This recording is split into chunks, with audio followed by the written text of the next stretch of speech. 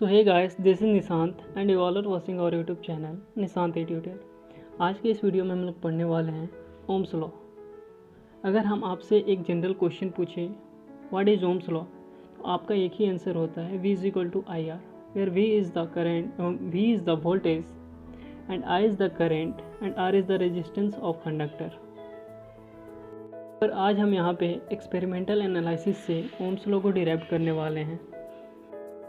यहाँ पर हम एक मेटालिक बॉडी लेंगे जिसमें फ्री इलेक्ट्रॉन्स प्रेजेंट होंगे और इस मेटालिक बॉडी को हम एक सोर्स V से कनेक्ट करेंगे। हम सोर्स V से कनेक्ट करने के बाद इस मेटालिक के इस साइड में पॉजिटिव साइन आ जाएगा और दूसरी साइड में नेगेटिव साइन आ जाएगा और इन दोनों एंड्स के बीच में एक पोटेंशियल डिफरेंस जनरेट होगा। और सोर्स को कनेक्ट करने के बाद मेटालिक में फ्री इलेक्ट्रॉन होने के कारण इलेक्ट्रिक फील्ड जनरेट होता है जिसका डायरेक्शन पॉजिटिव टू नेगेटिव होता है। और इस इलेक्ट्रिक फील्ड के कारण इलेक्ट्रॉन्स में एक फोर्स जनरेट होता है जिसको हम इलेक्ट्रोस्टैटिक फोर्स कहते हैं। उसका direction opposite direction of electric field होता है।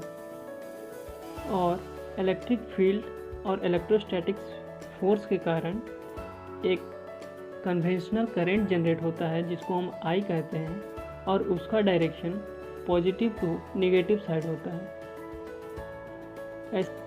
ऐसे ही हम एक और मेटालिक बॉडी लेंगे जिसमें भी फ्री इलेक्ट्रॉन प्रेजेंट होंगे और उसको हम एक V2 सोर्स से कनेक्ट करेंगे जहाँ पर V2 is greater than V1 है।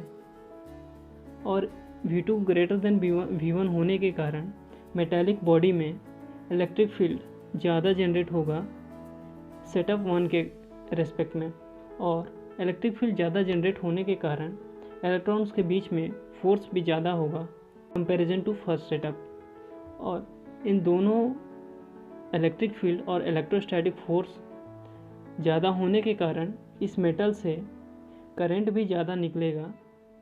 इससे हम एक एक्सप्रेशन ले सकते हैं, अगर V2 is greater than V1 हुआ तो I2 is greater than I1 होगा। तो इस एक्सप्रेशन को हम लिख सकते हैं, अगर वोल्टेज बढ़ेगा तो करंट बढ़ेगा, अगर वोल्टेज घटेगा तो करंट घटेगा। इसको हम एक जनरल एक्सप्रेशन में लिख सकते हैं, V is directly proportional to I। और हमें पता है जब भी हम किसी भी एक्सप्रेशन से प्रोपोर्शनलिटी का साइन हटाते हैं तो वहाँ पे एक नया कांस्टेंट इंट्रोड्यूस होता है। अगर हम यहाँ पे V directly proportional to I में से प्रोपोर्शनलिटी को हटाएंगे तो R इंट्रोड्यूस होगा, जहाँ पर R मेटालिक कंडक्टर की रेजिस्टेंस है।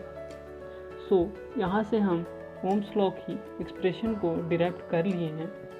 इस where V is the voltage and I is the current and R is the resistance of the body, metallic body।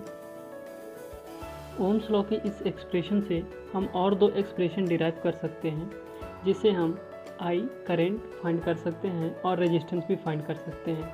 अगर हम करंट के रेस्पेक्ट में एक्सप्रेशन फाइंड करेंगे तो I इज इक्वल टू होगा V अपॉन R। और अगर हम रेजिस्टेंस निकालने के लिए एक्सप्रेशन डिराइव करें तो R इज इक्वल टू होगा V upon I। Ohm's law के 3 एक्सप्रेशन हैं। इन 3 एक्सप्रेशन में 3 वेरिएबल्स हैं, V, I और R। इन तीनों वेरिएबल में से अगर हमको कोई भी 2 वेरिएबल दिया रहेगा तो हम तीसरा वेरिएबल निकाल सकते हैं। अगर हम ओम्स लॉ की स्टेटमेंट की बात करें, एक स्टेटमेंट आप लिख सकते हैं, the current I is directly proportional to the voltage V and inversely proportional to the resistance R।